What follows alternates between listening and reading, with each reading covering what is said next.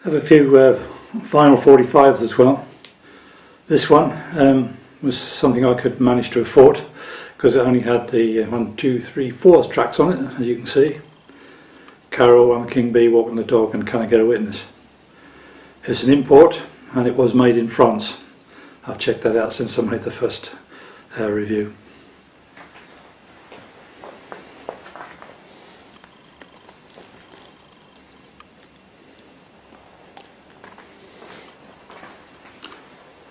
It actually says that on the back if you can quite make it out. Right at the bottom, made in France, and advertised in some other EPs which were very popular in the 60s, and unfortunately, well, not in the same way they seem to be very popular to me in the 60s anyway.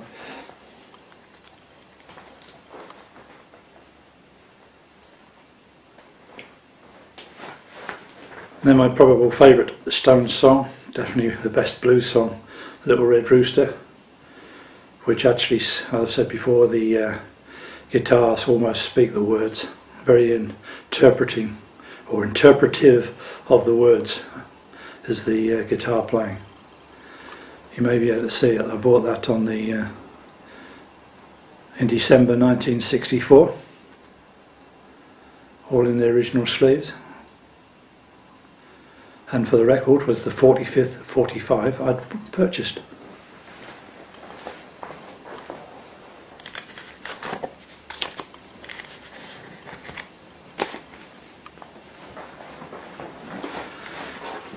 Then Get Off My Cloud,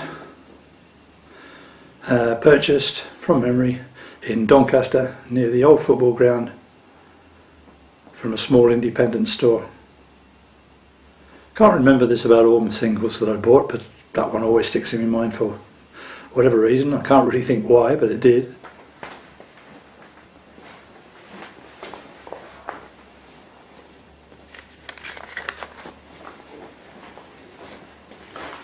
Then the really big one, Satisfaction,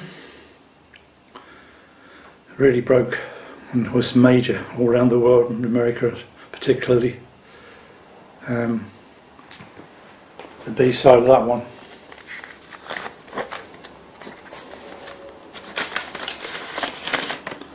The Spider to the Fly.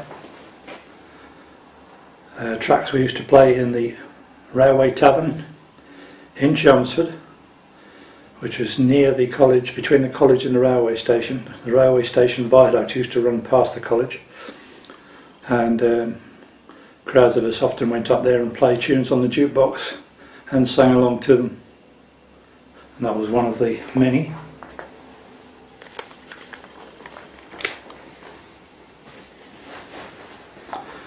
"19th Nervous Breakdown."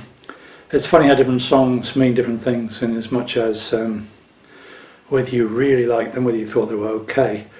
Well, this is not actually one I thought was one of the very best, but I still bought it because I liked it enough. That's the best way of putting it. You can see I bought that on the 4th of February 1966, before England won the World Football Cup.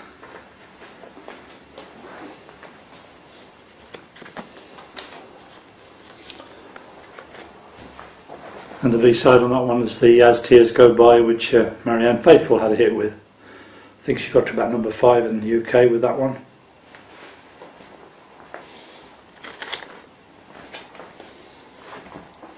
Paint It Black, another one of the better ones from my point of view.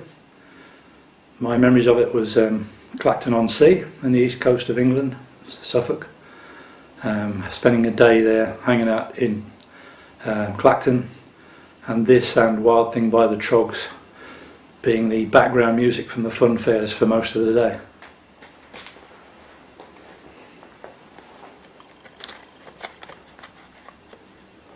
Long, Long While, not one of the songs I particularly know a lot about. And then The Last Time, we're up to November 66 now, and the 99th record I'd bought. It's one that didn't first grab me, but it certainly does now. It's one also that the Stones won a case when another record was brought out, not of this Rhythm, a slower version by another British group, was brought out, and it was a copy of this song. In other words, notes wise but not speed wise. And the Stones successfully sued the group over copyright.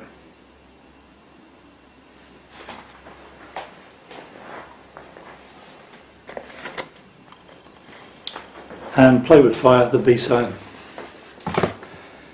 He gets his kicks in Stepney, not in Knightsbridge anymore.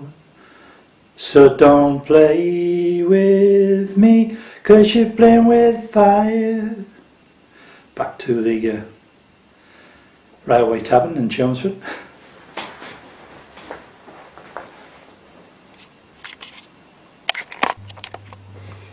A quick look at the DVDs I've made up myself. As you can see, I take various pieces from the television and record them and then put them on DVD. On this one, as you can see, there's the Rolling Stones, Ladies and Gentlemen. There's a picture of the DVD box if you were buying it. And some clips from Ready Steady Go. One particular song from Dr. Feelgood, and a short interview with Sandy Shaw, which I've got on my YouTube site.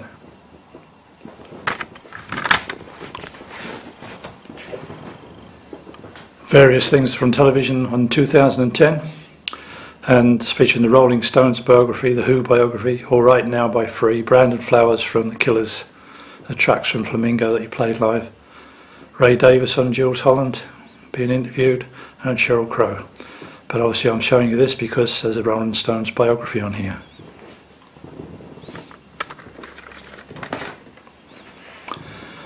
Likewise, a few more. Keith Richards.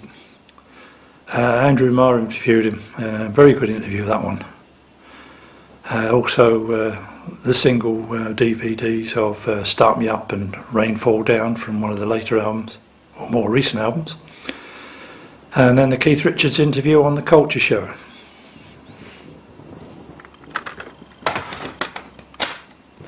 And finally, the Rolling Stones 2006 concert in Copacabana, Rio de Janeiro. I've managed to get there about 3 years after they did, about 2009, and went over on a cruise all the way from Southampton right the way over to, actually it wasn't Southampton, it was Mallorca, from Palma, all the way over to Rio de Janeiro via various towns and cities on the northeast coast of Brazil. And we ended up with 3 days in Rio de Janeiro in the Copacabana. Wouldn't be too far from that. I was at a hotel right in the centre of the bay, and had a swimming pool on the roof, which was wonderful. And we got there in the dark, so I was up at 6 o'clock in the morning, and of course there wasn't all that crowd there. It was fairly deserted, and I was looking out into the bay and watched the sunrise, and it was just like heaven. Absolutely wonderful. Had 3 nights there, did all the touristy things, and also we did go down and I went and had a bit of swim in the sea there. The hotel had its own, well, we'll call it a tent or tents down near the beach, and you could change in there and leave your clothes there and get drinks. Wonderful service. So the Stones and I have both been there, but that's the one where they recorded one of the biggest attendances for a concert. So that concludes my second running of the Rolling Stones items. I've got plenty of CDs to go into, and I'll do that a bit later.